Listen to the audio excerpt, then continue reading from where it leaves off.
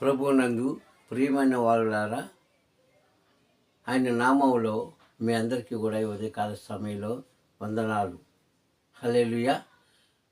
ఈ ఉదయకాల సమయం తండ్రి మనకు దయచేశాడు. అందుని బట్టి ఆయనకు మనం కృతజ్ఞతాస్తుతులు చెల్లిద్దాం.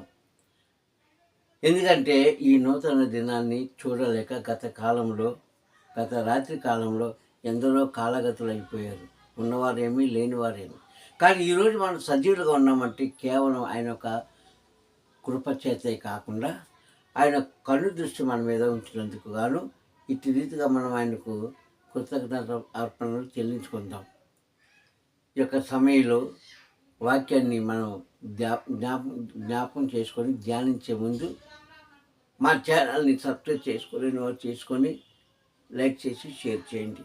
మీ అందరికీ కూడా మరొకసారి తండ్రి నామంలో శుభోదయం. ఇక ఈరోజు వాక్యం చూస్తే మనిషిని రక్షించడానికి, మనిషికి దీర్ఘాయుష్షు ఇవ్వడానికి, మనిషి సంతోషంగా ఉండడానికి, మనిషి వారు సంతోషపడుతూ ఆయనను సంతోషపరచాలని తండ్రి నాడే ఒక ప్రణాళిక, ఒక పద్ధతి, ఒక విధానం ఏర్పాటు చేశాడు.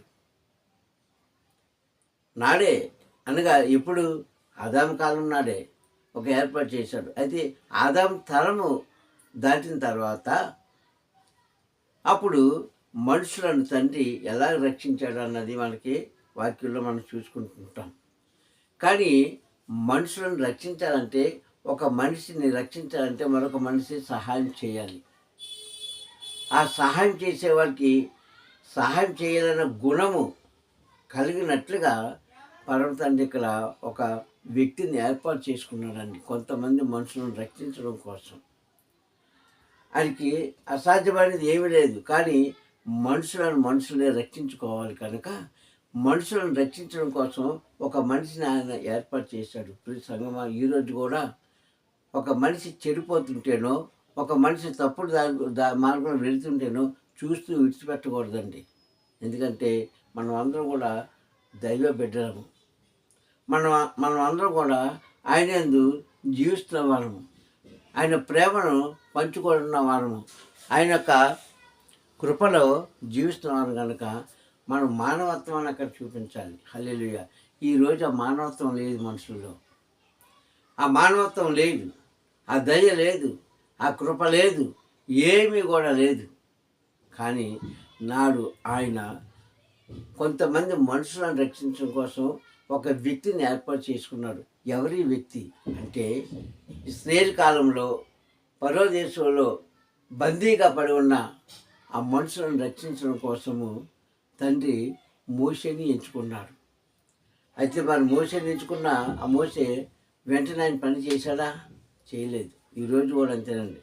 ఒక మనిషికి నమ్మకం కలగాలంటే, ఒక మనిషి కాపాడాలంటే వారికి ఏదో ఒక సూచన క్రియ మనం చూపించాలి, లేకపోతే ఏదో ఒక ఆశ పెట్టాలి, లేకపోతే ఏదో రకంగా ఆ మనిషిని ఆకర్షణగా చేసుకోవాలి. మరి తండ్రి ఏం చేశాడు ఇక్కడ చూద్దాము. ఐగుప్తు దేశంలో బందీలుగా ఉన్న ఆ ఇశ్రాయేలు ప్రజలను రక్షించడం కోసము ఎంతగానో తప్పించిపోయి రామారామి 430 సంవత్సరాలు ఎవరి కోసమని ఆయన ఎదురు చూశాడో ఆ వ్యక్తి 430 సంవత్సరాల తర్వాత ఆయనకు తటస్థించాడు, అంటే కనిపించాడు, ఎదురయ్యాడు. తటస్థించడం అన్న పదవికి ఎదురయ్యాడు. ఎవరైనా అంటే మోషే గారు. హల్లెలూయా. ఈ మోషే గారు ఎప్పుడైతే కనిపించాడో, ఆ మోషే గారు కనిపించినప్పుడు రమారమి ఆయనకి మధ్య వయసులో ఉండేటప్పుడు ఆయన కనిపించినప్పుడు ఆయన ఏం చేశాడంటే మోషేని పట్టుకున్నాడు. కానీ మోషేతో డైరెక్ట్గా చెప్తే వెళ్తాడా? ఈరోజు మనం కూడా అంతే. ఏదైనా డైరెక్ట్గా పని చేయమంటే చేస్తామా? అక్కడ ఏదో మనకు కనిపించాలి, ఏదో మనకి వినిపించాలి, ఏదో మనల్ని ఆకర్షించాలి. అప్పుడు కానీ అంటే ఆ మనిషి మీద ఇష్టం పుట్టాలి. ఆ మనిషి మీద ఇష్టం పుడితే కానీ వాళ్ళని మనం రక్షించుకోలేము సహోదరులారా. అందుకే ఆయన ఏం చేశాడంటే ఒక ప్రణాళిక ఏర్పాటు చేశాడు. ముందు చెప్పుకున్నట్లుగా ఒక ప్రణాళిక ఏర్పాటు చేసి ఆయనను ఆకర్షించుకున్నాడు. ఎలాగ ఆకర్షించాడు ఇప్పుడు వాక్యం చూద్దాం. నిర్గమకాండం 3వ అధ్యాయంలో 2వ వచనాన్ని మనం జ్ఞాపకం చేసుకుంటే, నిర్గమకాండం 3వ అధ్యాయం 2వ వచనం మనం జ్ఞాపకం చేసుకుంటే, అక్కడ మోషే వస్తూ ఉండగా మండుతున్న పొద కనిపించింది. అది నిజంగా కాలిపోతుందా? లేదు. కానీ ఆ పొదలోంచి అగ్ని జ్వాలలు పైకి లేచుతూ ఉన్నాయి. చిన్నది కాదండి, చాలా పెద్ద పొద. ఆ చెట్ల నుంచి, ఆ పొదలోంచి అగ్ని వస్తుంది. కానీ అగ్ని కాలినప్పుడు ఏదైనా బూడిదైపోద్ది. కానీ ఇక్కడ విచిత్రం ఏంటంటే, అగ్ని కాలుతుందే కానీ, మంట వస్తుందే కానీ, వెలుగు వస్తుందే కానీ, అది ఏమాత్రం కూడా బూడిద కావట్లేదు. ఏంటి ఆ పొద? ఏదైనా ఏ మొక్కలైనా కావచ్చు, ఏ చెట్టు అయినా కావచ్చు, అక్కడ అది బూడిద అవ్వట్లేదు. అది ఎలా ఉందో అలాగే ఉంది. కానీ అందులోంచి ఈ మంటలు రావడం చూశాడు. ఎవరికైనా విచిత్రమే కదా, విచిత్రమే కదండి. కాలుస్తామంటే ఏదైనా సరే భస్మం అయిపోద్ది, బూడిద అయిపోద్ది. కానీ అది రెండు జరగలేదు. ఇక్కడ వెలుగు వస్తుంది, కాలుతుంది, మంట వస్తుంది. కానీ ఆ పొద ఏమాత్రం కూడా ఎలాగున్న ఆకులు అలాగే ఉన్నాయి, ఎలాగున్న ఆ కొమ్మలు అలాగే ఉన్నాయి, ఎలాగున్న ఆ చెట్టు అలాగే ఉంది. అది విచిత్రంగా అనిపించి, ఏంటి ఇది వింత, ప్రపంచంలో నేను ఎక్కడ చూడలేదే, చాలా వింతగా ఉంది అని అది చూడడం కోసం వెళ్ళాడు. అది ఆకర్షించుకోవడం. ఇప్పుడు మనం కూడా అంటారండి, ఈ ఈ ఈ తరంలో చూడండి, సర్కస్ చేస్తూ ఉంటారే, అక్కడక్కడ సర్కస్ చేస్తూ ఉంటాం, మనం కూడా చూస్తుంటాం కదా. లేకపోతే వీధుల్లో డోలాట పెట్టి తాడు మీద నడవడం అనేది, లేదంటే పిల్ల గింతలు వేయడం అనేది, ఇలాంటి వగేరా వగేరా మనం చూస్తూ ఉంటాం. వీధి భోగతం ఉంటారు దాన్ని. అలాగే వారు చేస్తున్న విన్యాసాలు ఏదైతే ఉన్నాయో వాళ్ళకి అలవాటే. కానీ మనం చూసేవారికి విచిత్రంగా ఉంటుంది. అబ్బా, ఎలా నడుస్తున్నారు తీగ మీద, ఎలా నడుస్తున్నారు, కర్ర బ్యాలెన్స్ పట్టుకొని ఎలా వెళ్తున్నారు, ఏంటి విచిత్రం అని మనం వింతగా చూస్తాం. వాళ్ళు చేసేవారికి అలవాటే, కానీ మనకు వింతగా విచిత్రంగా ఉంటుంది. ఎందుకంటే ఇప్పుడు సంగమ్మ ఇక్కడ కూడా ఆ పొదలోంచి మంట వస్తుంటే మోషేకి వింతగా విచిత్రంగా అనిపించింది. ఏంటి విచిత్రం, నేను ఎక్కడ చూడలేదే, ఇదేదో విషయం మనం తెలుసుకోవాలని దగ్గరికి వెళ్ళాడు. అంటే ఏంటి, ఆకర్షణగా ఆయనను ఆకర్షించుకున్నాడు తండ్రి. ఆకర్షించుకున్నాడు, దగ్గరికి వెళ్ళేలాగా చేసుకున్నాడు. అప్పుడు మాట్లాడడం మొదలెట్టాడు. అంతవరకు మాట్లాడలే. అది ఇంకా విచిత్రంగా ఉంది. ఏంటి, మంట మండుతుంది, అగ్ని రంగుతుంది, అందులో ఒక మనిషి కనిపించట్లేదు, కానీ స్వరం వినిపిస్తుంది. అది ఇంకా విచిత్రం. కారణము ఒక విచిత్రం అయితే, అది మాడిపోకుండా ఉండడం రెండో విచిత్రం అయితే, అది బూడిద కాకుండా ఉండడం మూడో విచిత్రం అయితే, అందులోంచి మాట రావడం ఇంకా విచిత్రం. హల్లెలూయా. ఎప్పుడైతే అలా వచ్చిందో, ఏంటి విచిత్రం అని అక్కడ నిలబడినప్పుడు అప్పుడు అంటారు, మోషే అన్న శబ్దం విన్నాడు. ఆయన పేరు ఎలా తెలిసింది? అది ఇంకా విచిత్రంగా ఉంది. ఇదేంటి, మంట కాలుతుందా, పొద అంటుకుపోతుందా, ఆకులు ఎలాగున్నావు అలాగున్నాయా, కొమ్మలు ఎలాగున్నావు అలాగున్నాయా, అయితే అందులోంచి ఒక స్వరం వచ్చిందా,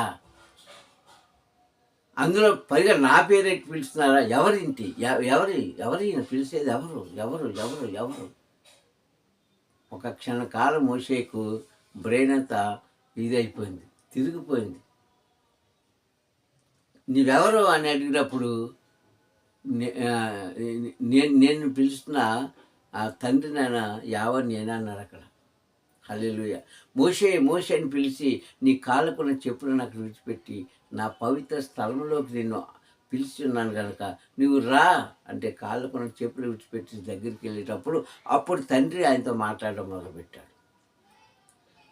మొదలుపెట్టి అప్పుడు ఆయన ఏం చేశాడు, తన వశం చేసుకున్నాడు. అంటే తన సొంతం చేసుకున్నాడు.